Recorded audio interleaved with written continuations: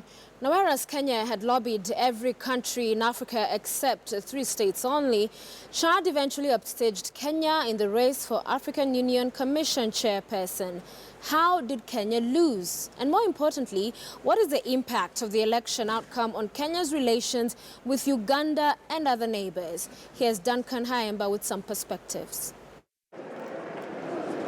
After running what could possibly be a very extensive and expensive campaign for her candidate Amina Chawahiri Mohamed, Kenya was handed a dramatic loss in the race for African Union Commission chair. CS Amina Mohamed has finally spoken her mind, terming the voting process as painful and unfortunate. It's sad that Africa is divided along language lines. And yet those languages do not belong to us. And the owners of those languages do not fight amongst themselves, right? I don't remember a time when the UK and France were fighting over their languages. They've left that fight on this continent. And I think that's one of the things that really needs to be urgently addressed. Because if it's not, it will continue to divide the continent. And for as long as we are divided, Pan-Africanism is dead. Chad candidate Musa Faki Mahamat might have sailed to victory after Kenya suffered betrayal from her neighbors in Eastern Africa bloc. Allies like Uganda, Burundi threw their much-needed support elsewhere. 4 countries in East Africa did not side with Kenya. And I think it's because of Djibouti had a good reason. They said the deputy was from Djibouti. And if Amina won, then there was no way the deputy can come from the same region. So them, but the rest, I think, Kenya, I think, is faced with the one problem within her neighbors. Then Morocco's entry into the picture also complicated matters. Kenya and Sahrawi states had opposed its request to be allowed to join the AU.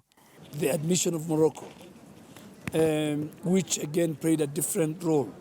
Morocco, for the first time, after being out of the AU over 20 years, were back with full swing. And they carried the agenda and the flag of the Francophone. So in fact, in this election, the Francophone won. You see, of the candidates who won, mainly they're from the Francophone nation. But it's very, very sad that Kenya was coming with a reform agenda. Amina represented Pan-Africanism. Uganda is reported to have only voted for Kenya's candidate in the first round. Burundi and Djibouti also sided with her competition, making it difficult for CS Amina to catch up to her Chadian competitor, Musa Faki Mahamat. Drawn good lessons, very, very good lessons, and that appearances are deceptive. I think we're very honest people, so it's difficult to deal with deceptive people. So I think going forward, it's a good lesson to learn.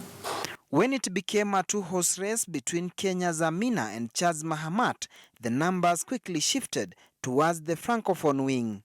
When SADC's candidate Botswana's Pelonomi Venson Moitoi was edged out in early stages, the SADC bloc sided with Amina until the last round, when the SADC bloc of 15 countries abstained, deciding not to vote in the final round as a show of solidarity since Kenya's Amina Mohamed had been eliminated.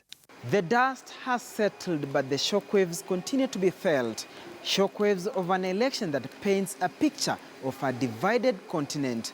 15 English-speaking countries abstaining from the final vote after Kenya was eliminated, while on the other hand, French-speaking countries ganged together to ensure they hand a defeat a candidate from an English-speaking country. But perhaps closer home, it will be interesting to see the realignments, particularly in the East African Community bloc.